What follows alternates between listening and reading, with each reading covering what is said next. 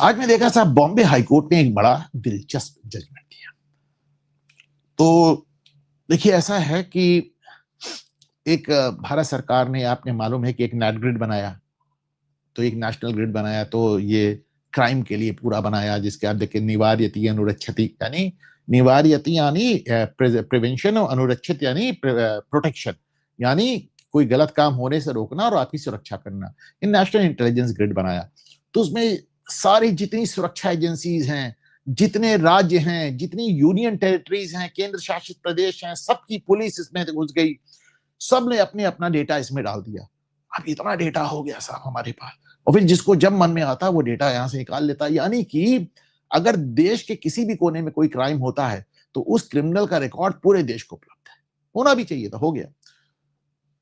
तो साहब, लेकिन बेकार हुआ। अभी क्या हुआ कि अब एक अफगानी आके यहां पर रह रहा था। उसने क्या किया कि अपना पासपोर्ट फाड़ के फेंक दिया, और उसने अपने फर्जी राशन कार्ड बना लिया, फर्जी हाई स्कूल का सर्टिफिकेट बना लिया, पैन कार्ड बना लिया, आधार कार्ड बना लिया, और भारत का वो भी ले लिया, पासपोर्ट असली। तो ये सारे कागज फर्जी, पासपोर्ट असली। तो उसको वो मुंबई पुलिस ने गिरफ्तार किया। तो उसमें मामला चल रहा था। तो जांच के लिए मुंबई पुलिस ने इसमें जो unique identification authority of India है, तो उससे बात की। उससे कहा कि जो आधार कार्ड जारी करती है, कहा भैया हमको इनका डेटा दो, इन्होंने कौन कौन से फर्जी डॉक्यूमेंट लगाए थे आधार लेने के लिए। अब जो ये आधार कार्ड का एक्ट है, वो कहता है कि ये जो अथॉरिटी है, ये अपने डिटेल्स किसी को दे नहीं सकती, दे ही नहीं सकती, ये एक्ट कहता है। तो आज बॉम्बे हाई कोर्ट ने कहा कि चुपचाप इनको डेटा दीजिए और नेशनल ग्रिड में डालिए। और तीसरी बात है, उन्होंने सरकार से कहा एक्ट में बदलाव कीजिए। ये क्या तमाशा मचा रखा है आप लोगों ने? फर्जी आधार कार्ड बन रहा है और आप कह रहे हैं आप डेटा नहीं देंगे। और कहा ये जितने इलीगल लोग घुसाए इनको निकालिए। बॉम्बे हाईकोर्ट ने एक बड़ी लीड ली है। मोदी सरकार के पास बहुत अच्छा मौका है इसको कैश करने का, और मुझे लगता है कि उनको करना भी चाहिए। सुप्रीम कोर्ट जाएगा अब ये मामला। सुप्रीम कोर्ट में सूर्यकांत जी बैठे हैं। अच्छा, सूर्यकांत जी का भी आप समझ लीजिए, सूर्यकांत जी को हम लोग कहते थे कि बड़े नेशनलिस्ट जज, बड़े नेशनलिस्ट जज हैं। तो साहब, वो अपने नेशनलिज्म की कीमत चुका रहे हैं। आपको याद होगा नालसर से पहले ये हो गया था कि सूर्यकांत जी को हम नहीं बनाएंगे चीफ गेस्ट।